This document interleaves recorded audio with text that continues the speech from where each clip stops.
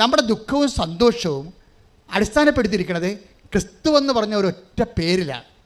ഈ got point മനസ്സിലായില്ലേ? നമ്മുടെ ദുഃഖം, നമുക്ക് ദുഃഖം ഉണ്ടായി, ആ ദുഃഖം ദൈവഹിത പ്രകാരമാണെങ്കിൽ അത് ക്രിസ്തുവിന് നഷ്ടപ്പെട്ടല്ലോ എന്നുള്ള ദുഃഖമായിരിക്കണം. നമുക്കൊരു സന്തോഷമുണ്ടായി. സന്തോഷം എന്താ പറയുന്നത്? 5:41 എന്താ പറയണത്? യേശുക്രിസ്തുവിൻ്റെ നാമത്തെ പ്രതി പറഞ്ഞേ, ക്ലേശങ്ങൾ അനുഭവിച്ചതിൽ സന്തോഷത്തോടെ അവർ സംഘത്തിൽ നിന്ന് പുറത്തുപോയി. അവർ സന്തോഷമാണ്. നടപടി പുസ്തകത്തിൻ്റെ 5:41 2 കൊരിന്ത്യർ 7:10 ദുഃഖവും നടപടി പുസ്തകത്തിൻ്റെ 5:41 സന്തോഷവും ഒറ്റ വ്യക്തിയെ അടിസ്ഥാനപ്പെടുത്തിയായിരിക്കുന്നത്.